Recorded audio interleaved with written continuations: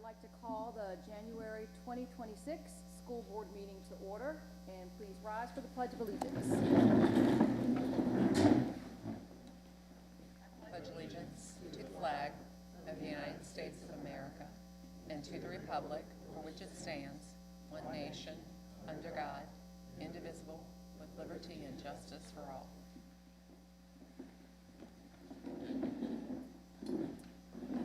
So the January meeting is the annual meeting of the school board, and it is where it conducts its election of officers. At this time, do I have a nomination for chairman? I'd like to nominate Dr. Dana Burnett as chair. Second. Any discussion? Any other nominations? Okay, if there's no other nominations, then I call for, I don't think you need a roll call, but all in favor of Dr. Burnett as chairperson? Aye. Aye. Any opposed? All right. Too late. Dr. Burnett, I will turn this over to you for the remainder Change of seats? Yes, sir. the meeting. Yes, sir.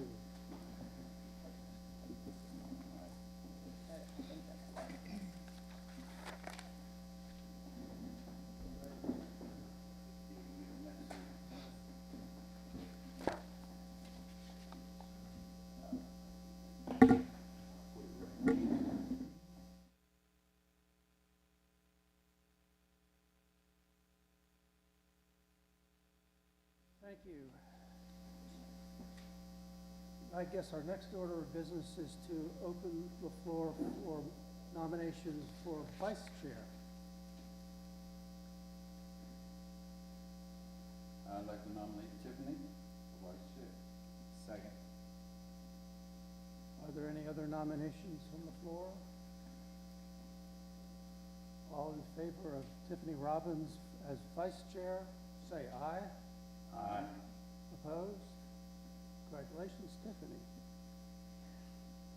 I think the next order of business at our annual meeting is to confirm our committee assignments. Our committee assignments, as I understand it, will stay the same. We are going to add reactivation of the Finance Committee, and Tiffany and Elliot have agreed to serve on that committee as our representatives. And we will begin by seeing who the representatives from the supervisors will be and schedule our first meeting. Then I think the next order of business ought to be to thank Elliot for his service as chair and his service for over 20 years here, probably 25 years, and he's served as chair a number of times, and so this is a hard act to follow, and I will still be looking to you, Elliot, and your mentorship in the year to come. So feel free to correct me anytime, because I probably will need that. Okay, the next order of business will be We need to date. Set time and date. So establish the regular meeting schedule. okay, so it's all right. So one other thing we need to do, I'm told, is to establish a regular meeting schedule for the year. Do I have a suggestion for that from a board member? I move that we keep it as is. Second, all in favor, say aye. Aye. And we've done committee assignments. And superintendent has a recommendation. So I make a recommendation for the clerk of the board and the deputy clerk, and I recommend Ms. Kim Bagney remains as the clerk and that Ms. Murray remains as the deputy clerk. All in favor, say aye. Aye. Opposed? Congratulations. Thank you. And the next thing would be to ask if there are any additions or corrections to the agenda? Hearing none, we'll continue with the agenda as published and move to public announcements. So on January 14th, we will end the current quarter, quarter two, and also the first semester. We're halfway through the year. Gosh, where did the time go? And on the 16th, we have an early release for students. The 19th, as we know, is Martin Luther King Day, and our schools will be closed. On the 21st, report cards will be issued. I hope that's good news for everybody. On the 26th, board members, we have a work session here at 4:30. Well, actually, it's at the Cook's Corner Complex Public Meeting Room. That's on the 26th. Put it on your calendars, please. February 2nd through the 6th is National School Counselors Week. And on February 9th, we will meet right here at 6:30 p.m. for the February school board meeting. Dr. Seiss, do you have any recognitions? I do. I have a couple of recognitions this evening. First, I would like to welcome Karen McMinn to our school board as our newest member. She's replacing Jenny McMurtry as the Hartfield District representative. And Ms. McMinn has been a member of this community for a number of years. All three of her students are proud, or children, they're her children, our students. Proud Middlesex High School graduates, went through all of our schools. I was fortunate to be her oldest, Ellie's principal, when I was here at St. Clair Walker. So we welcome you. I look forward to working with you. I know the board does also. And if you have anything that you want to say, or just say that you're happy to be here, we're happy to hear that too. The words out of my mouth, happy to be here. Thank you. Perfect, thank you. And then the second, I will come down to the podium for the second recognition. I'm gonna go back.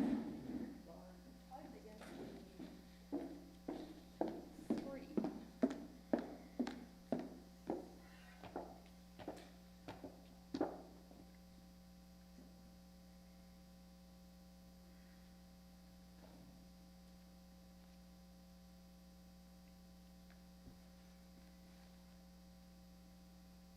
We were going to do this in, am I on? Is this working?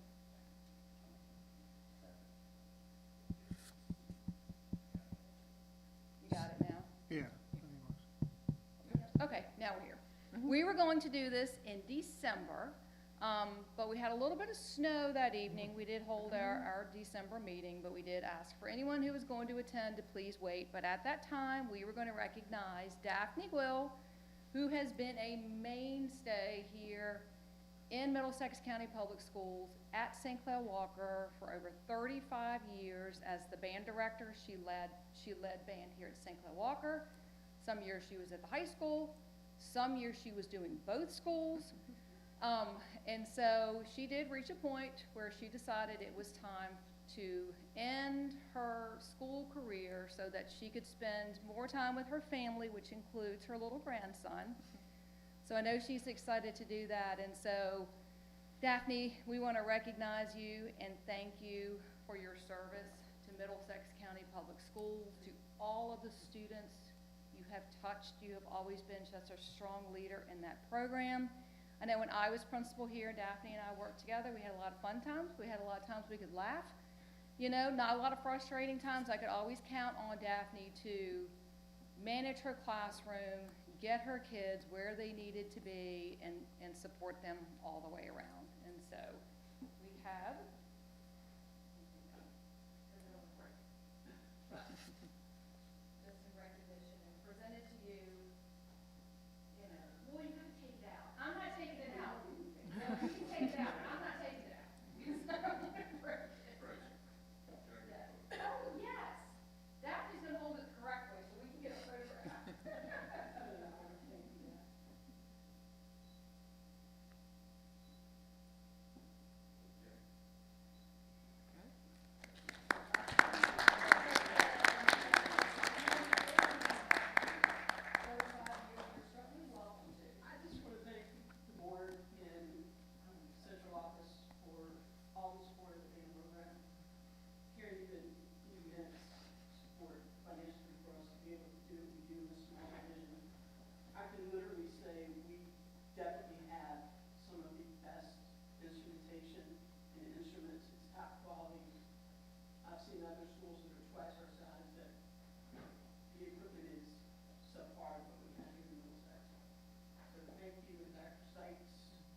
tonight is for two readers. Thank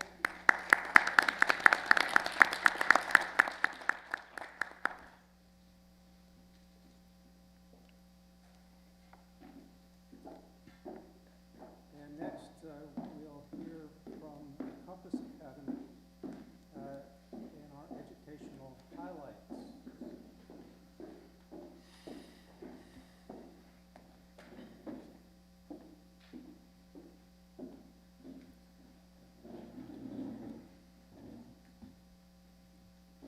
Good evening. As all of you know, I'm Danielle Norris. I am the director of Compass Academy. I have a few students that are part of our program here with me tonight to speak on behalf of our sponsor student fundraiser, which some of you may or may not be familiar with. My clicker. Just kidding. Okay. These are the students that are currently enrolled at Compass Academy. Tonight with me, I have James Thomas, Ryan Williams, Isaac Brack, and Mackenzie Mall. And so both Isaac and Mackenzie are going to be speaking a little bit about their experience, and the rest of us are here to answer any questions and support as well. I'm going to turn it over to them. Hello, everyone. The Sponsor Student Campaign began 4 years ago with the goal to build a sense of community for the high school students. With the Speak into the microphone.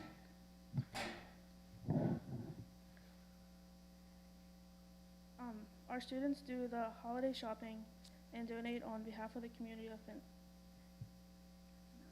Oftentimes, high school students aren't financially secure and don't know what they can do. Volunteer with this campaign allows them to engage in giving back and will also focus on budgeting and planning.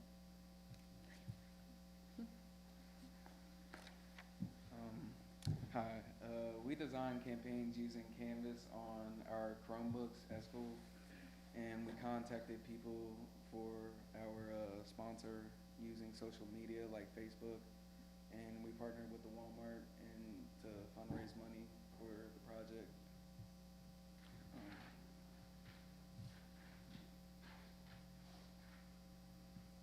Yeah, that's what we did.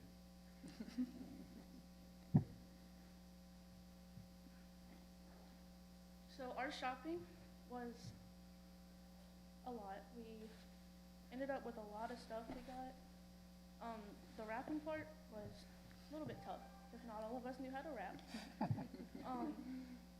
Once we got them all wrapped, it was like a giant bag full of goodies for the kids. And then we ended up writing thank you letters to everybody who donated for us.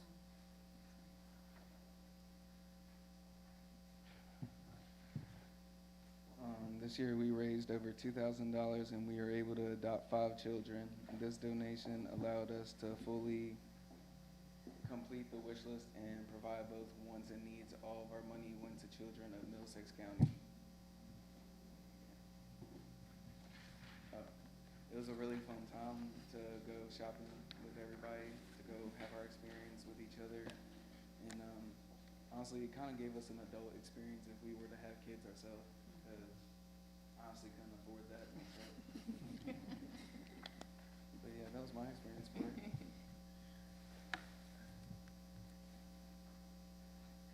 So there's us with all the carts full of stuff, and then us carrying the bags into the social services. Wow. Just to speak a little bit, in addition to what they shared, I want to thank both of them for speaking tonight. But throughout this project, this is the 4th year that we've worked with Sponsor Student.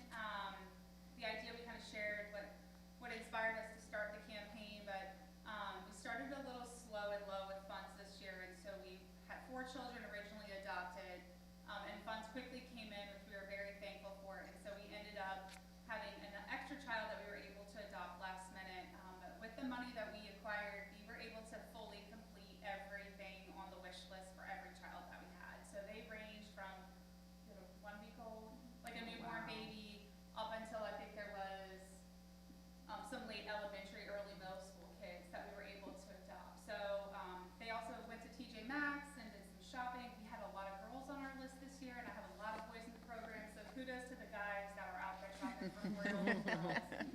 But in that picture, you can see either each student had a child or they worked in pairs. And so they had the list from social services of the needs and the wants, and they had to, on their own, budget and plan and figure out, you know, what came first, how do I balance the things that kids want with the things that kids need, and how much money do I have? And I will say, I was super impressed. Every single one of them came in like under budget at Walmart, and before we could pack the items in the bus in the Walmart parking lot, I actually think it was James, was like, I have X amount of dollars to get these clothes at TJ Maxx. So they had already calculated how much they had spent and how much they had left over, and then they worked down pretty much to the dollar to spend all the funds that we had. So very little rolled into the account for next year. But the purpose of this was really to teach them some financial planning, budgeting skills, pair that with their economics and personal finance class, and then give them a real world opportunity where they could give back. So, are there any questions? I have, go ahead. I think it's great. Yeah. Awesome. I happen to be over at Compass Academy the day after your shopping. I was there to thank them for appearing at food pantry almost every time. They come in as lifesavers and help us fill bags with produce that's then disseminated to our food pantry patrons. And I was there to thank them and to deliver a little Christmas gift for them, and I was really impressed with not only the volume of presents that you had collected, but also the wrapping. And I understand that you all did the wrapping, and it was first rate. And I'm told that even the guys did the wrapping, and they did a good job. I would say most of our guys did everyone wrapped, but the guys really blew me out of the water. There's one in particular who is extremely creative and was like the master precise wrapper, and that was James Thomas over here. Corners I had never seen folded were like origami folded. So it was really neat to see them. They all did very well.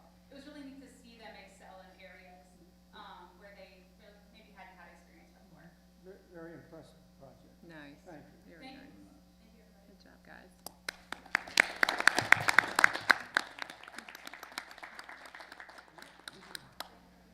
So, that's really impressive, and just another way that our students are part of our community.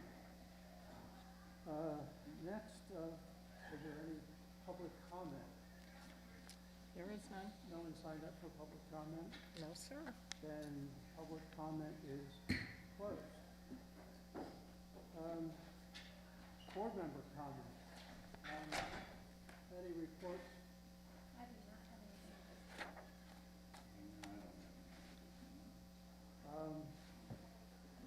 Let me skip to the last comment. No, I don't have anything. Nothing, and I guess you have yet, but I'll bet Caitlin has a report. So I don't have a ton of updates just because of break, but I was able to get some really fun ones. So the preschool at MES hosted a Winter Wonderland family engagement event on December 14th, where students and their parents had the opportunity to participate in cookie decorating, reindeer food making, and other Christmas games and crafts.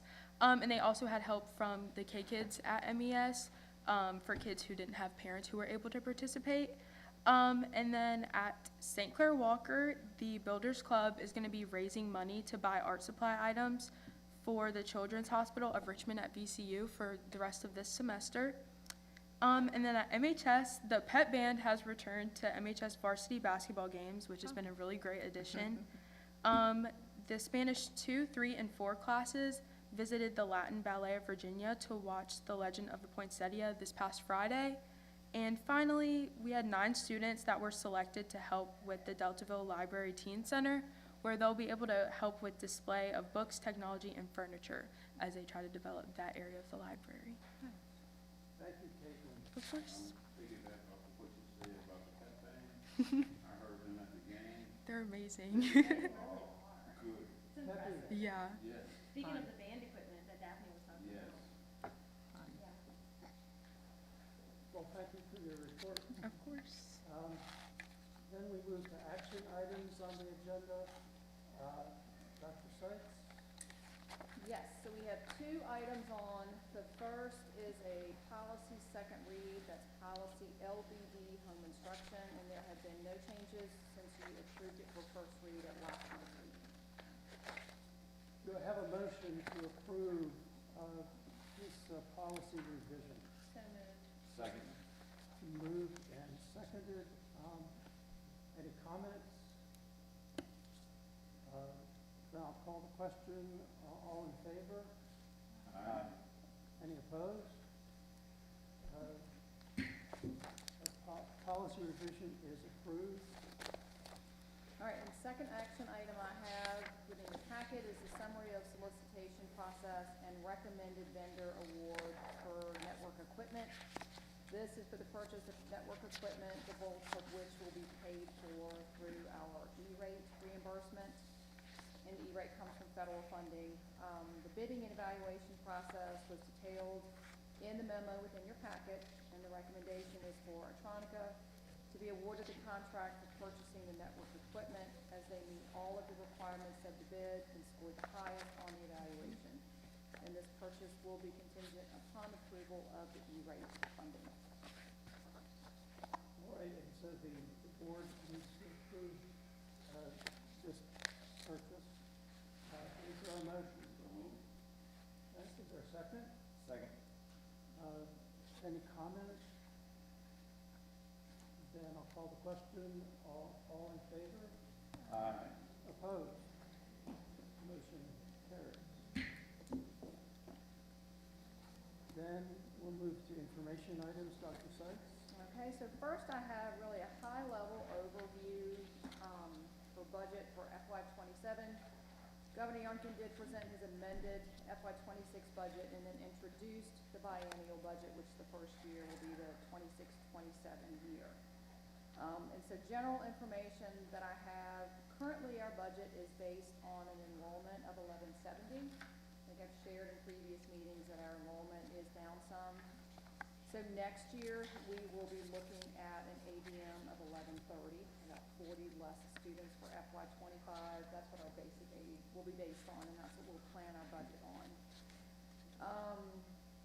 Just as a reminder, when the basic aid refers to SOQ funded positions, about 56% of our positions at MCPS are funded by the state, and then the rest of that comes through the locality. The good news I have is that the composite index for our local ability to pay has been lowered slightly for the next 2 years. And so we go, currently we're at a 0.6389. We are going down to a 0.6207.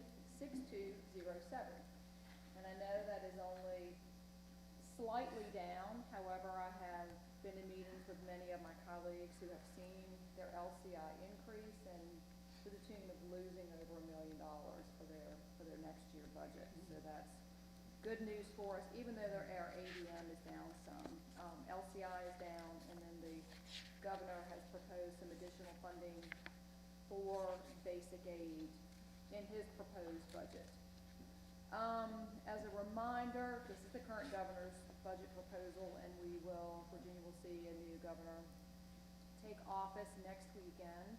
So there will be additional amendments from that governor, and then of course the General Assembly is starting, and so we'll see both the Senate and the House will propose their versions to a budget. This is the long session, which means the General Assembly will go until mid-March.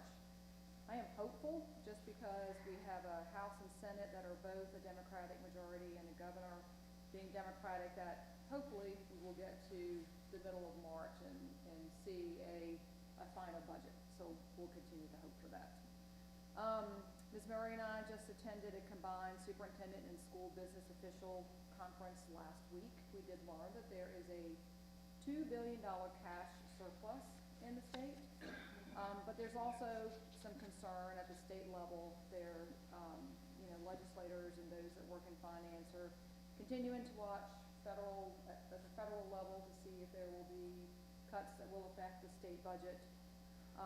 There are increased costs to Medicaid, and there potentially could be increased cost to the SNAP program, which is a supplemental nutrition program through the Department of Social Services. If the Commonwealth of Virginia doesn't get its error rate below 6% or lower, then the Commonwealth will have to pick up the additional costs. Right now, the Commonwealth is at an 11% error rate, and so there's still some waiting to see how those things will shake out. We, of course, will see inflation to maintenance, operations, and technology, just for subscriptions and cost of fuel and things like that that will build into the budget. The health insurance, we are still waiting for our broker to give us an idea on health insurance for some strange reason. Middlesex is one of the last clients of his that he's been able to get a rate for. So we are hopeful that will come soon. What we will do likely is build in about a 15% increase into the budget so that that is not carried on to our staff. Will be our plan when we present a budget. The governor's budget does include a 2% compensation increase, and I think that we should look at that as a minimum consideration, especially as we navigate through the struggles of retaining teachers and hiring teachers. That struggle will not go away. So that's an overview of what we're looking at budget. Ms. Murray and I, and Dr. Bishop included also, are working through the details of what we currently have and what's needed. And so we'll be able to talk through more specifically those details at our work session, which is on January 26th. And then at our February meeting, you'll have a full proposal of the budget after we have those discussions. And then actually the day after our February meeting, we will have our joint work session with the Board of Supervisors, present to them, ask and answer any questions they have, followed by our public hearing, which is February 23rd. And then if we need to make any adjustments, we will at that time. Certainly keeping up to date on any amendments that are coming from the state level. And then at the March 9th meeting is when we will propose a budget for your approval, because it does have to be submitted to our funding source by April 1. And so that's the upcoming schedule and what we are looking at now as a general overview of the budget. Thank you. Any questions for Dr. Seitz? We'll probably have some later. Oh, yes. Oh, yes. Not really enough information for you to have questions. That's true. Well, I usually not at this time. Okay, perfect. All right, so then, looks like we have to approve next year's calendar.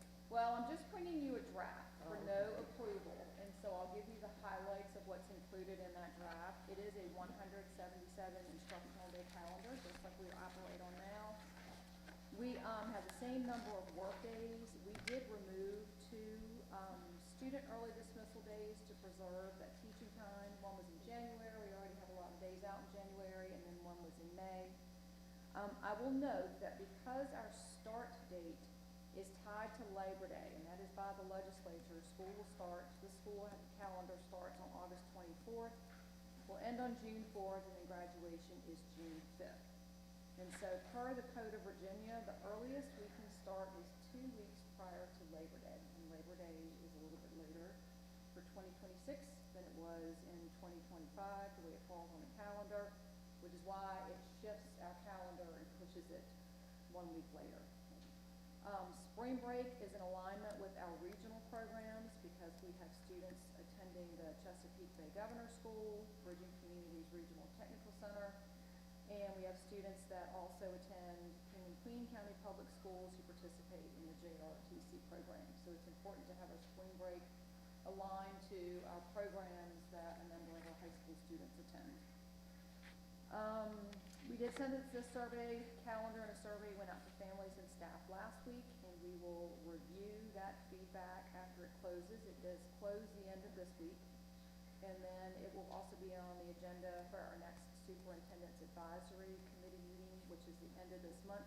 So in February, I will bring you a final calendar for approval. But I'm certainly happy to answer any questions this evening, or if you have feedback or suggestions on the draft, I'm certainly happy to take that. Can you explain, I think you explained it, but I could ask this a lot, the time right after Memorial Day, if there's any room in the calendar with the required amount of we have to get rid of work days, or we have to get rid of Christmas break, spring break. There's no Thanksgiving. extra time is what we can tell folks. Correct, not extra time. Okay. And it is going to, I think we're going to hear a lot that we've been able to finish by the end of May, but we've been able to start earlier based on how Labor Day falls. That is in the Code of Virginia. We are not a school division that gets a waiver from that. Everybody in the Northern Neck does, because there's something special in the code about schools whose students attend the Northern Neck Technical Center get to start as early as they would like to start. And any schools that have already gotten waivers in the past, and so schools to the north, schools to the west that have gotten snow waivers, they are allowed to start earlier. We are not allowed to start earlier than 2 weeks prior to Labor Day.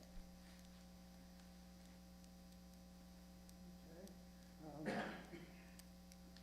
Then we'll move on So to, yes, it's just an information item. Framework discussion. All right, so I'm gonna go to the podium for that one. There may be some questions on There might be some questions there. I'm gonna go to the podium with all of my things I have in tow here. I'll see brings that presentation up.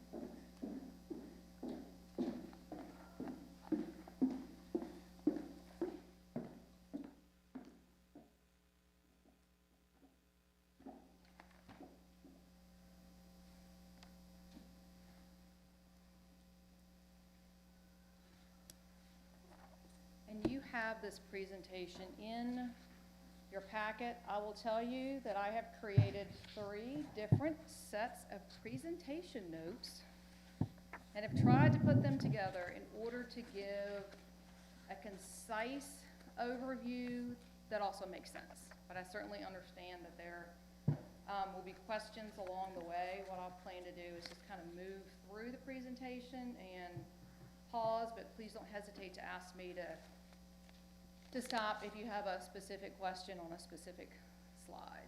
And so this is not the first time you've been hearing about the School Performance and Support Framework. As you are aware, the Virginia Department of Education recently updated its school quality profiles and separated the former accreditation system into two systems. And then the profiles provide public-facing achievement data and related information on school divisions. And so with that, we're going to start to get into the meat of this information. So as I shared, we used to look at one system for accreditation where everything related to the requirements of schools, including students' performance on SOL tests, were in one system. They felt like at VDOE, the system needed to be bifurcated or split into 2 so that there were 2 separate things that were being measured and 2 separate things that could be reported on. And so prior to this year, accreditation, there were things that the public probably really didn't look at related to staffing and safety and instructional programs and graduation and teaching the standards and those types of things. I think everyone focused on, really, it was the accountability and how students performed on SOL testing. And so now the 2 are completely separated. And so accreditation focuses only on basic operational standards, instructional capacity, and as I said, compliance with required inputs like safety. We're conducting all of our fire drills and our lockdown drills and things, our staffing. We're meeting all of the SOQ requirements, and then instructional programs. We're teaching the SOLs. We have a plan for graduation and all of those types of things. And now accountability is used or measured with the new performance framework that emphasizes student mastery, growth, readiness, and graduation. And I'll go through the next few slides trying to help explain how those pieces are calculated. Before I do that, I certainly would like to recognize and celebrate that all 3 of our schools are fully accredited. Middlesex Elementary, St. Clair Walker Middle School, and Middlesex High School. All 3 fully accredited. We have submitted all of the information for all of those requirements, and there were, I don't know, 150, 180, 2 separate reports. Dr. Bishop did one, I did one. Not sure why we had to do 2 separate reports, but we did. And all 3 of our schools sufficiently submitted all of the evidence to be fully accredited. So we do celebrate that. So now we'll move into more of the details of the performance system. This slide is to give a little bit of example and understanding how the new system works. Because in the past, everything was based solely on SOL pass rates, or in grades, and sometimes it was grade 3 also, through grade 8, there was, if students made a certain amount of growth but did not pass the SOL, that was counted. And if a student was considered a recovery student, meaning they did not pass the prior year, but they passed the current year, that all counted in as technically a pass when we looked at our overall results. So this system is very different, and it's based completely on a point system. What you're looking at here, when a student takes, so this is a middle school example. And in this case, it's a math example. And so if you're looking at, on the left, the performance levels from below basic at the bottom up to advanced, those are scoring levels for SOLs. And that is what those categories are called now. Everybody's going to be most familiar with proficient, which is scoring at least a 400, which we all consider to pass. So 400 to 499 is proficient. Once a student scored 500 to 600, that's considered advanced. 600 was a perfect, but 500 to 600 is advanced. Basic was 325 to 399, and then in the 3 through 8 categories, excluding science currently, the 4th category was considered below basic, and that was a score from 0 to 324. And so you can see now that there is a points system, and points are assigned for students scoring in a certain category. For example, in this example, there were 22 students who scored pass advanced on the SOL, and so they earned, each student gets points of 1.25. When I say student, I really should be saying the school, because the points don't affect the students at all. It affects the performance level of the school and how the school is showing their mastery. And so that gets multiplied over to a 27.5. You see how that comes down, advanced down to below basic, and then you get a total points of 228.5. There were 253 students who took the math assessment in middle school, and so now it's 228.5 divided by 253, which gives you a 90.32, and that's what's considered the mastery score for mathematics in this particular middle school. I can't say that these are St. Clair Walker's numbers. They may have been at one time, but things have changed so much. This is just an example. So that's an example of how you get a mastery score.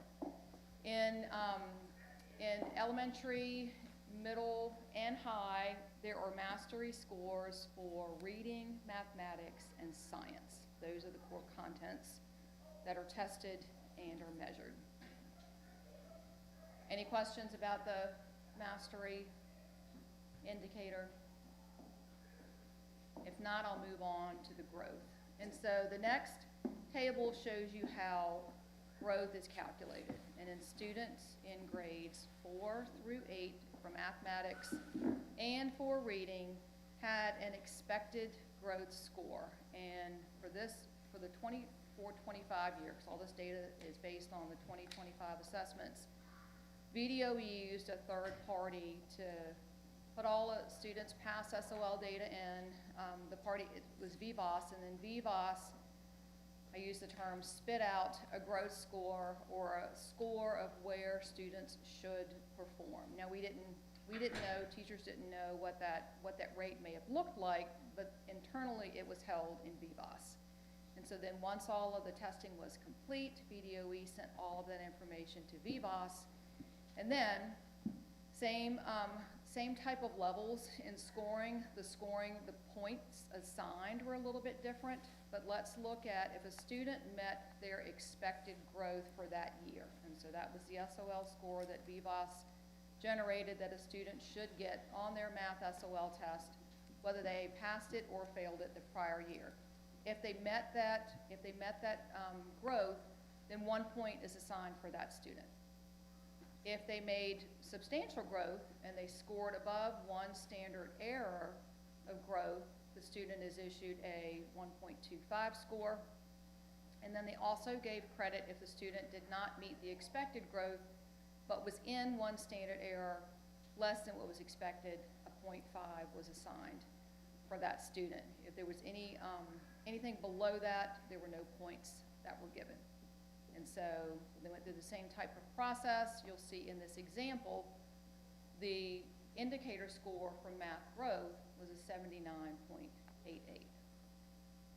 So, is that growth measured for each individual student? Yes. And I understand that VIVAS is not going to be retained in the future. Yes. Is there a reason? It was not put in the budget to pay for it. The General Assembly, when they finished the 2025 season, did not put it in the budget for it to continue. And so the plan for VDOE is VDOE was measuring growth before they went to the third-party system. And so they're going to go back to that similar system. That will be voted on in March at the Board of Education, the proposal that VDOE is presenting. It has been shared with me that that will be much more friendly to schools and that schools will earn more points in growth category the way it will be measured going forward. So the growth indicator is an algorithm based on the score from the previous year? Yeah, so let's say in this case it's math. They're looking at, and let's say it was 8th grade math. For a particular student, they're looking at every SOL that student took once they started taking SOLs in 3rd grade. So they're looking at math, they're looking at science, they're looking at reading, and they're looking at history also. They're also looking at what their peers doing, so that all of that goes into then what VIVAS predicted that individual student should show as a score for their growth. Based on an average of the growth each year, I suppose? It was, now I can't tell you whether it was an average. Can tell you that I don't know the algorithm, nor do I understand it. Okay. I just know So that I all shouldn't feel quite as stupid sitting all, here. no. Okay. Not unless you're a data person like this. I will say that after VDOE, and you all know this, that they were kind of building the plane as we were flying it, and they were thinking about building the plane or something like that. Once, it took several months for them to get us this data, and even when they got to the point where they thought they were ready, they sent it out to a third-party vendor to analyze their policy, to analyze their business rules, to analyze their data, and all of that to ensure that they were, everything was in alignment, because what they first started to give us was not necessarily in alignment. And so they themselves put it out to have it reviewed. Okay, so a standard error, above one standard error or below one standard error, what is the definition of a standard error? Is that one question wrong? Is that? I can't answer that, Okay. yeah. I Sorry. don't know. And I don't know that anybody even looking over at this group, can. Honestly, the VIVAS data was so confusing. I think the frustrating thing was we didn't know what that score should look like. Was there any information, Carol, did you have any information as the math specialist? Sorry, I didn't mean to. No. Ask the questions. There will be things that I've dug into and I can explain. There will be things that I can tell you I really don't know. And in this, It's just the most absurd thing to me that Yeah. we're being graded on something that our administrative staff can't define. Well, I don't think it's just our administrative staff. Deviation above the median. It's like the bell curve, Oh, which you gotcha, okay. expect in a certain population. Okay. But it's just all these slurry of scores that go into the system that we don't know how it's evaluating all those scores. And I think that's the issue. So, but we're going away from that anyway. Right, so we're not gonna spend a lot of time on it. I mean, we could spend as much time, but like, yeah, to Dr. Bishop's point is that it was not budgeted for. And so we go back to what VDOE was using before. And to go back to, I know we discussed this in the past, so you said that the tests were based on prior tests that these students had taken? Yes. And that this year, it was completely revamped and is a whole new test, correct? So the math and reading assessments were new this year, yes. That is correct. So that's an excellent point also, is that it was, both of those tests had new standards. They were new assessments. We were told that they were written to a higher level of rigor. I think there was some argument at the state level between the governor's office and VDOE on whether that was a fact, but you're exactly right. These are compared to assessments that were taken prior to this past year, comparing them to brand new assessments.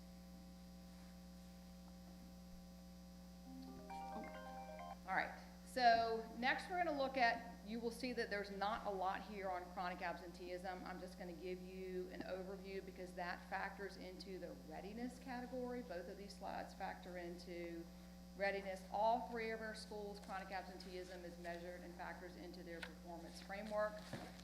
It's done opposite. Again, I can't explain the details on this piece. So in this case, there's 261 students, and then what they put in here are the number of students, not who did well, but the number of students who were chronically absent. And that's how that value index gets calculated for chronic absenteeism. Our schools. 10 or more absences? That is missing 10% or more of the school year, yes. And so that is 17.7 days is our 10%. And so you all have heard us say this over and over and over again. We have continued to slowly now reduce that chronic absenteeism rate. We continue to put things in place to help families understand how important it is that if you take a vacation, even though it may be, you know, you're studying something that's related to what you're studying in school, it doesn't matter whether, or you had a doctor's appointment, or you had to attend a family funeral, or you had the flu. They may be excused, but not in the eyes of the state when it comes to chronic absenteeism. An absence is an absence. So the next readiness piece I'll go over is the 3E, Ready for Life, and that only affects the high school. And you've heard me talk about that some. And so it measures, and students get points. I say students. Points are assigned to the students, but the points really go to the high school. They don't affect graduation or any of those things. And so enrollment, it's a matter of students have they earned an associate's degree? Are they enrolled in dual enrollment classes? That they're scoring a certain grade level, usually B or above, in order to get points. In the enrollment category, students can earn points up to 1.25. In the employment category, this is where our CTE coursework and our work-based learning, so internships, our CTE certifications all come into play, and students can earn up to 1.5 points here. And then enlistment is the third category, and that, as of right now, is completely how students perform on the ASVAB test, which is an military entrance exam. The higher students score, the more points they can receive, and that goes up to 1 point. We did put into practice last year. Last year we had all of our juniors and seniors take it so that our seniors could get the enlistment credit. The practice going forward is that all of our juniors will take the ASVAB exam. And so then that equates to a point that points there, again, it's the number of students that earned this level, and then they either get a 0.5 or a 1.0 or a 1.25 to get points in that category, and then a total points in the 3E category. So now we'll look at the weighting. And the weighting is different at all three levels. This is your typical example from BDOE if you have all of the levels and subgroups present in your school division. I can tell you that we don't, and so these numbers get skewed a little bit, or they're a little bit different when you look at each of our schools. But you can see at the elementary school, the bulk of the weighting is in mastery, which is the performance on SOL assessments for reading, math, and science. And then growth, which is for reading and math for 4th and 5th graders. And then readiness, which right now is chronic absenteeism. There was supposed to be some performance tasks in that. They were not created going forward. We're going to see an additional assessment come in the readiness category. For middle school, a little bit less weight on mastery, a little bit less weight on, and that mastery is the same thing, SOL performance in reading, math, and science. Growth, now this is all 6th, 7th, and 8th graders for math and for reading. And then readiness is, in the middle school, it is chronic absenteeism, and it's advanced coursework. And currently what advanced coursework means is that if a student taking the 7th grade math SOL scored advanced, the state expected that student to go into 8th grade and take Algebra 1. And then the points were assigned based on if students passed that algebra SOL. And I'll speak a little bit about that as we move into middle school. And then mastery at the high school is reading, math, and science. Readiness now at the high school is chronic absenteeism, just like the other 3 schools, and then the 3E readiness category. And then the additional category comes in for graduation, because growth is not measured at that level. You cannot compare different courses, but graduation for 4-year on-time federal graduation and the 6-year adjusted. I should also say that English language learners and how they perform on the WIDA, which is the assessment that they are given to assess their language, is also in the mastery category, but we do not have enough students in that category for it to count, so that percentage gets redistributed throughout the weightings.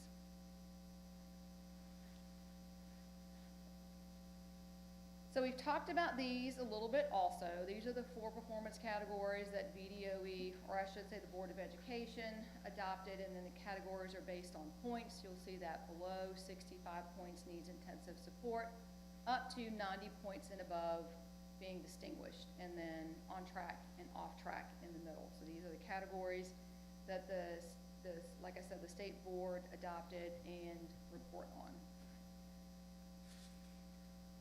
In addition to that, for the first time, we've had to look at the second layer of accountability, which is federal identification.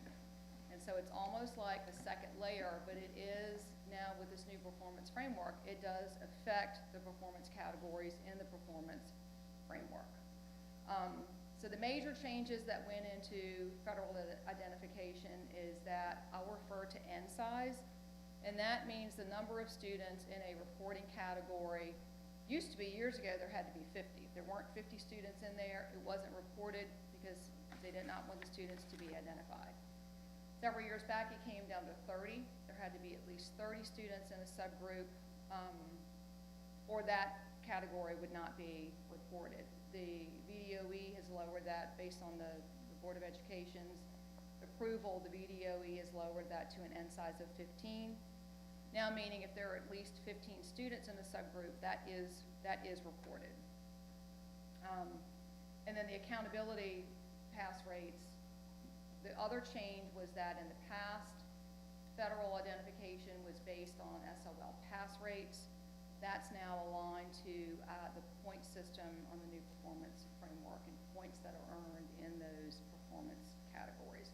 I bring this to your attention because that if a school is identified in either of these 3 categories, comprehensive support is the largest one when you've got a whole school underperforming.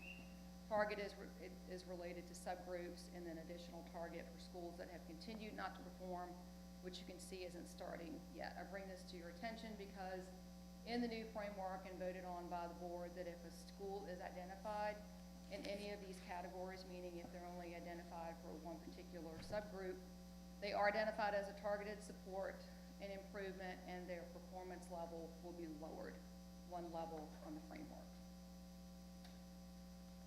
And so it took a few webinars, and Byron and I digging a little bit and having several conversations to find out what this was, what federal identification was even based on. And so I'll give a very high level, just so that you have some understanding where the numbers may come from. As I shared, the comprehensive schools that are identified, that's based, it's every 3 years, a school's identified, and it's a 3-year period. But it's the lowest performing Title I schools. And so it would be Title I schools that are in the bottom 5% of these new performance rates. Or it could be a high school that has a graduation rate that's under 67%, or subgroups that continue to have the additional targeted support and they've not seen any improvement. So that's how a school gets identified as comprehensive support.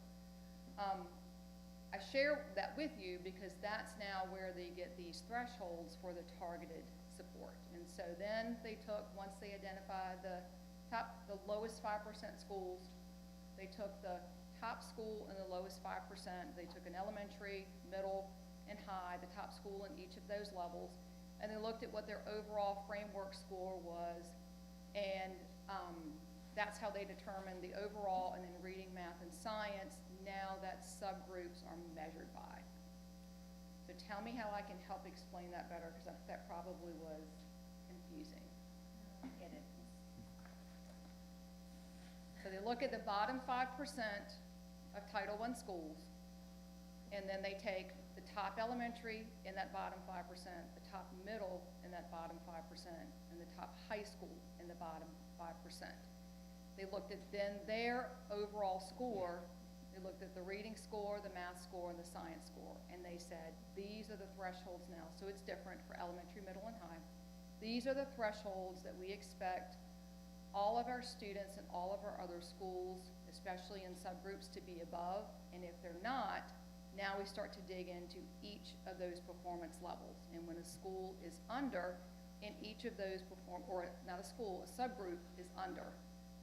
In each of those 4 categories, a school will be identified as needed targeted support federally. So that's the bottom score that's allowable. To be for identification, Yeah. yes.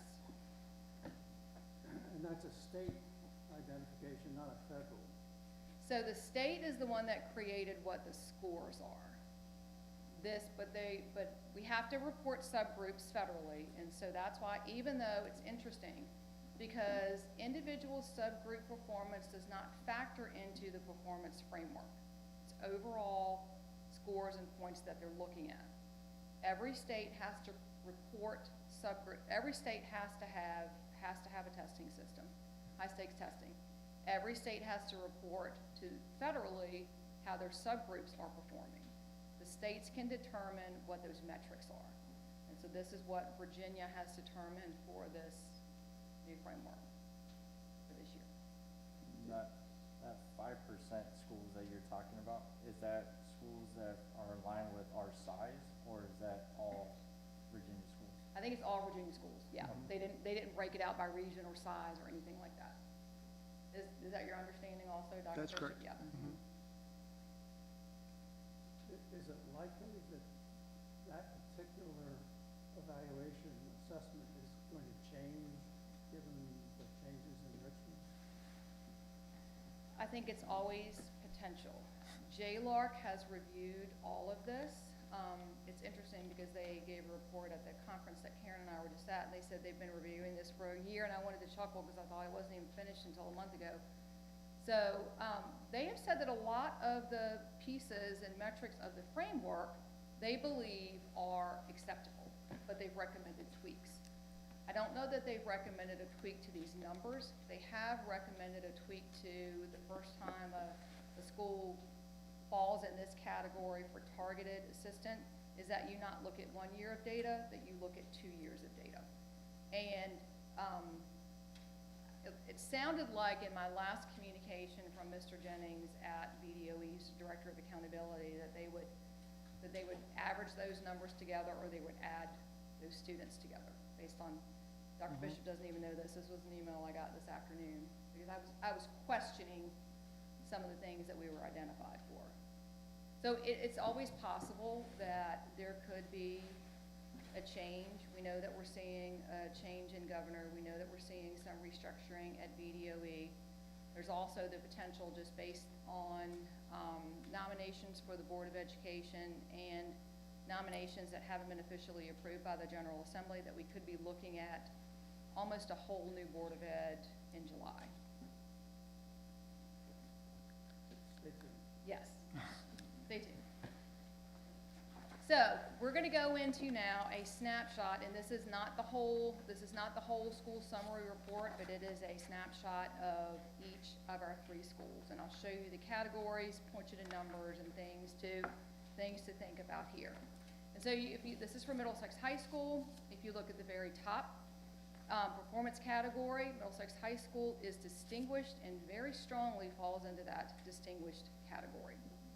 You will see that they are fully accredited, and then the next piece for federal identification, they have no identification. This is where we want to see everybody, where all of our school divisions want to see their I think we schools. should celebrate that. In fact, I know you don't like the leaderboard, but on the leaderboard there, Yep. number 1. Oh, I've got that in here. Oh, yes. Well, I'm going to talk about that leaderboard. Yes. The things that I'm going to talk about are the things that don't show up on this report that you pull from BDOE. If you come down to the bottom, you can see, of course, it gives you a little bit of a graph there, but it shows you their mastery points, graduation points, readiness points, and then a total. You'll see that their total was 105.3. The first time we started to run some of these preliminary numbers, I'll be honest with you, I argued with Dr. Bishop a little bit, and I said they can't have a score of 105.3. It's out of 100 points, and he said they can, and so I had to get someone from BDOE to say, yes, Tracy, they can have over 100 points, which they did. And so to Dr. Burnett's point, you will hear me say later in the celebrations that they are the #1 high school in Region 3. When we move to St. Clair Walker, you'll see that their performance category is off track. They are fully accredited, and they are identified federally. And so when I go back to those other slides, that's where I share that if you are identified federally, your performance level drops. And so this is where I want people to come down and look at the numbers. You'll see their mastery, their growth, their readiness, and then their total points are 86.4, which is solidly on track. On track is 80 to 89. They scored 86.4. But because they were identified for one subgroup, that makes them, based on what the board approved, is that their performance level does have to be lowered 1 level to off track. You will also hear me say when we do our celebrations that St. Clair Walker Middle School is ranked #3 of all middle schools in Region 3. Big #1 in mastery and science. Oh yes, I have a lot of that to share. You can share it, Dr. Burnett. I have it also. Yes. Oh, no, I'm happy to share that thunder. I was at their faculty meeting today. And then Middlesex Elementary School, performance category, needs intensive support. They are fully accredited. They are also identified targeted support and improvement for one subgroup. This one was a kick in the gut. It really was, and I did not see this one coming at all. When you come down to the bottom, you'll see that their total points are 78.7.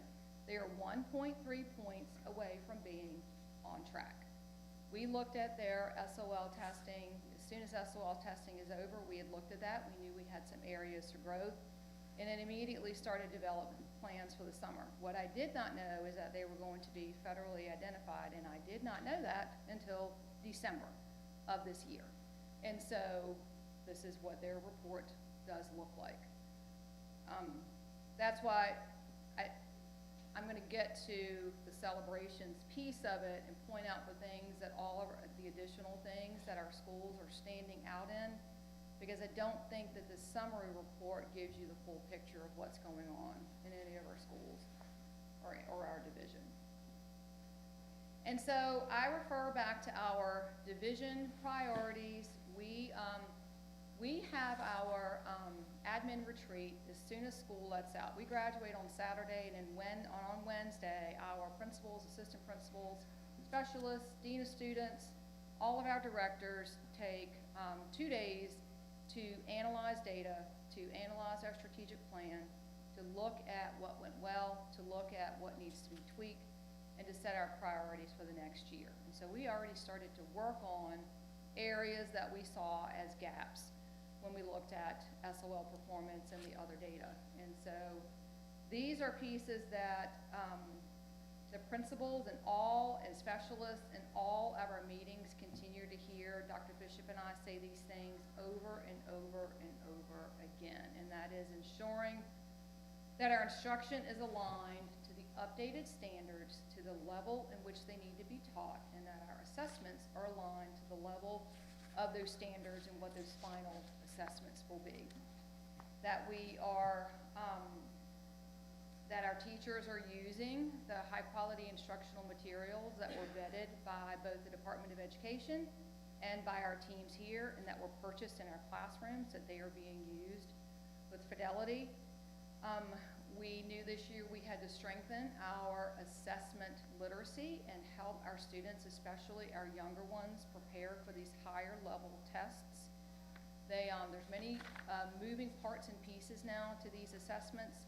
Some of it is an endurance matter, and so we started to practice those things at the beginning of the year to have our students better prepared for these assessments. And then we knew we also needed to increase our teacher capacity through observations, feedback and coaching cycles. And so last month, if you remember, I reported that at that time our administrators had completed 191 walkthrough observations. And so that's not just a number that we can say our administrators have completed it. They don't have a number that they have to be in classrooms a certain amount for the week. It is not to check a box. It is to be in those classrooms and see firsthand what's taking place so that they can give on time and on demand feedback, just like we expect our teachers to do with our students. So those were things that we had put in place before our school year even started. And so as we move through, and now we've gotten some other designations, and we know we're going to have some additional hoops to move through, but we already started working on what are things that need to be tweaked and refined. When I went to the elementary school to share this information with them so that they could hear it from me before things started to get shared publicly, it was, we're not going to come at you and give you a different program or different materials. We are looking into where refinements need to be. We are looking at potentially there could be some scheduling adjustments. It's ensuring that our teachers who, we have quite many teachers now who are new to the teaching field. They're new to teaching and they're new to what their curriculum is. And so making sure they've got the supports, pairing them up. We will potentially have classrooms that are paired up now where we've got experienced teachers working with the less experienced teachers to ensure that every child in that grade level is getting the same level of instruction. And then we've also empowered our specialists to give that on-demand, on-time feedback when they are in the classrooms and when they are seeing things that need to be tweaked or adjusted. They don't need to wait to come back to an administrator to share that they were in a certain classroom and maybe the level of instruction was not high enough or the materials used were not appropriate. They can make those adjustments with the teachers while they are in there. And so those are things that we continue to evaluate and, like I said, really refine what we're doing for the remainder of the year. And so too the celebrations. As we've shared a little bit, there is a leaderboard that VDOE created. I will have to say I shared this in the faculty meeting at the middle school today. VDOE created it and put it on their website, but they didn't tell superintendents that they did it. And so when I started to get text messages about it, again, I said, Dr. Bishop, where do we find this information? And he found it. And so when we look at Region 3, Region 3 is 17 school divisions from Stafford County down to Matthews County. Includes all the Middle Peninsula and Northern Neck. And as I shared, Middlesex High School is the #1 high school in Region 3. That surpasses some of our neighbors who very much like to tout all the things that they do. That surpasses high schools in Stafford County, which is now the suburbs of Washington, D.C. And so I think this is not just a celebration, it is something to be I think, over the moon over where they have fallen there. Not only were they number one for the region overall, they were number one in their mastery for math. And so again, when we've got the SOL scores, and the points that are assigned there, they scored the highest in those points of any high school in Region 3. Now, this is mostly Algebra 1 that the students are taking in high school, but they scored the highest, again, in all of the high schools in Region 3. They were also number one in 3E readiness, and I think that gives a kudos to the work that's done inside of the walls of Middlesex High School, and it's also great to share what our partnerships help do with that, to the Chesapeake Bay Governor School that has all those classes are dual enrollment. Bridging Communities Regional Technical Center, so you've got dual enrollment and you've got a lot of work-based learning there. We've got students that are in the welding program at RCC, and then of course our students that participate in the Army JROTC program in King and Queen High School. And you'll see that we were number one enlistment, which means our kids scored the best on the ASVAB in Middlesex County. We always, every year, have, one or two students that are looking at enlistment. We want to be able to use that information from the ASVAB to help us learn more about what students' skills and interests would be in the career field. So there's a way to use that also, not just at points. So certainly celebrations there for Middlesex High School. And so then I come over to St. Clair Walker Middle School, who, remember, when you look at that report, is going to say it's off track. But our middle school is number 3 overall in Region 3, and there are more middle schools than there are high schools in Region 3. Again, they had an 86.4 score overall. They were number 1 in science mastery. That science SOL is given in 8th grade, and it is a cumulative test of everything they have learned in 6th, 7th, and 8th grade.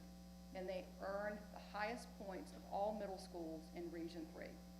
They were 2nd in math growth, meaning that we continue to move our students in the right direction, especially in mathematics and the growth that we've had. And we've had turnover in that area of mathematics teachers. But we have teams that are there to support what's going on in those classrooms, and it shows in the growth that those students have had. And then we were number 2 in advanced coursework, which is interesting that we made the leaderboard for this. So we had, I think it was 7 or 8 students that scored pass advanced on Math 7. We put them in Algebra 1. We had to coordinate for a high school teacher to come down here. Those kids blew it out of the water. But they don't count for us on the performance framework because we had under 15 students. And so the percentage in the advanced coursework category, which is in the readiness category at the middle school, had to be redistributed somewhere else. We got the credit for them passing from math mastery, but we didn't get the credit in advanced coursework, but they did put us on the leaderboard because we were 2nd in the region for that. And then at the elementary school, as I said, I'm going to remind you that they were 1.3 points away from being on track. I will take that score and own that score. I think that's where our students performed. Does that school need intensive support? It does not. That school has 7 grade levels in it. It's pre-K and then kindergarten and then 1 through 5. Those tests measure 3rd through 5th grade, 1 test, 1 day. Is there work to be done there? Yes, but we recognize that when the school year is over, which is why those priorities that we put in place are what we identified. Teaching to the level of the standards, preparing them for those assessments.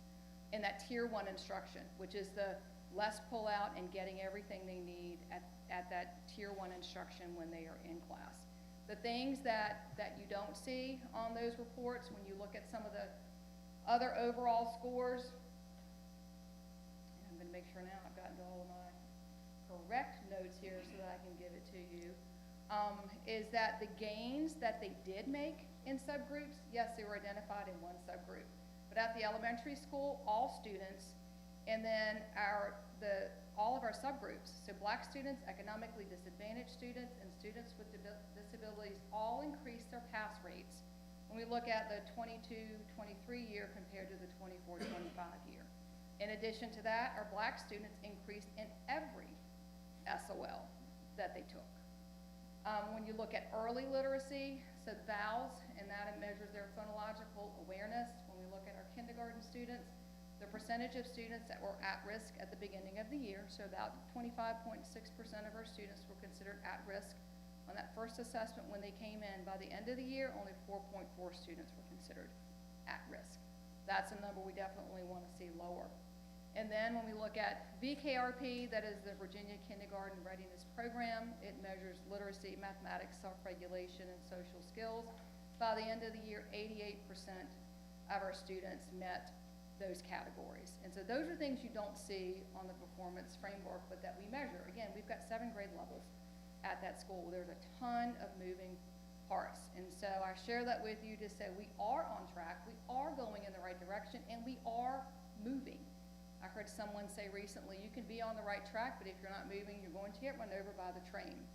We are not going to let a train run over us. We are on the track in the right direction, and we are moving. And so for that, we have so much to celebrate. I know it's taken us to January of 2026 to celebrate what we finished in May of 2025. Hopefully, we will not have to wait as long as we move forward through these frameworks and things. But that's every person that works in our division plays a part in this. There obviously is the core instruction that goes on in the classrooms, but when our kids get on the bus in the morning, that's the first adult they see associated with Middlesex County Public Schools that greets them. Maybe they only come to school because they like PE, which is not SOL tested. Maybe they only come because they want to sing in the choir. Maybe they only come because they love the lunch that they get. It doesn't matter the reason why they come. We want them here, and every person that's in this division plays a part in their success. And so that concludes my presentation. I am happy to answer any questions that you do have. Any questions for Dr. Sykes? It is a team effort, I think. And what percent of the students who will graduate in June of this year do you think started at the elementary school? Just a guess. 85, 90, probably. So another way to look at this is that while we celebrate the high school's achievements here, and they're really quite significant, it's also the elementary school teachers who took those students and gave them the basic skills of learning their numbers and reading to them and learning to read. And then the middle school teachers who took that and moved them forward in a very impressive way, by the way, so that those students who graduate and have done so well on their SOLs last year had the benefit of all of those teachers from the beginning all the way through high school. So it truly is a team effort, and we thank each teacher and staff for all of the effort to get us all of these accolades. So thank you very much. I think that's an excellent point, because oftentimes as students are preparing for graduation, and the Sentinel will reach out and ask, who made an impact on you? Who influenced you? And oftentimes you will read that that student mentions a teacher they had in elementary school. Some of the teachers, some of the people that we've hired to be with us as new teachers have said, it was because I was in, and they would often name an elementary classroom or a middle school classroom. It was that teacher in that classroom that made them decide they want to be a teacher, or made them really come to school and want to be a part of this community. So I appreciate you saying that, because it is a group effort. It doesn't happen in just one year. It's a long haul. One of the things I've seen here is we were looking at the long haul for the after effects of COVID, and that has been turned around drastically. So I commend each of you on the job well done. Because when COVID hit, we dealt with that, and everybody fell back. So to stop the landslide and get it going back the way it needs to go, y'all have done a marvelous job. Thank you. They really have. And the staff that have continued to remain with us, to stick it out and see us through that long haul, I think have to be commended. Thank you, Dr. Sykes. think you're up next. I am up next. I'm going to stay here. I do not have a long report for a superintendent's report. I just want to say that we've had a great transition back. Learning is back in full swing, and all of our winter athletics are in full swing. So please take some time to enjoy the events we have going on. And that is it for my superintendent's report. Well, thank you very much. So I'll see if there's any old business that anybody wants to bring up. No old business, any new business? All right, then, I will read the script for going into closed session.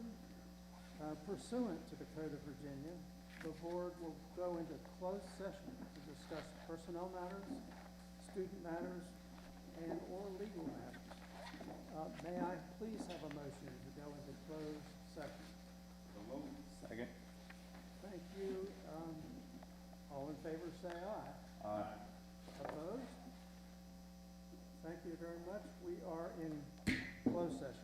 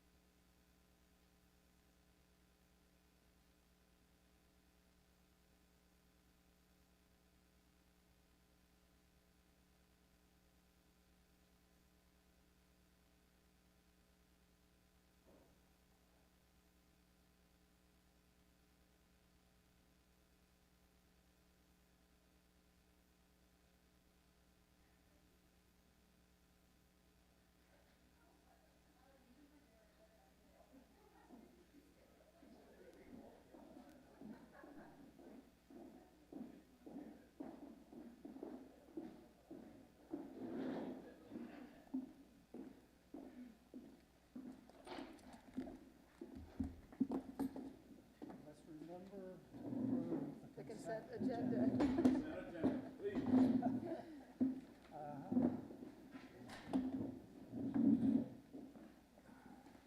tight quarters.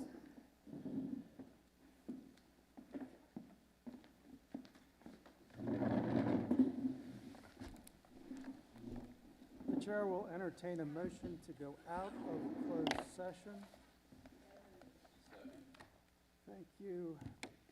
All in favor, say aye. Aye. Pursuant to the Code of Virginia, the board discussed personnel matters, student matters, and legal matters during closed session. Matters discussed in closed session have been added to the consent agenda and other parts of the agenda as action and information items.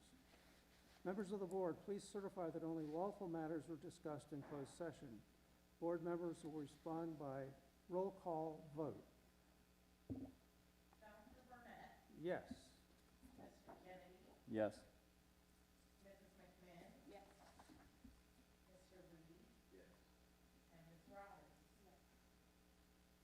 Thank you very much. And the closed meeting is certified. Approve the consent agenda. Do I hear a motion to approve the consent agenda? Second. Discussion? All in favor say aye. Aye. Approved. I guess I should do this. And now I will entertain a motion to adjourn. So moved.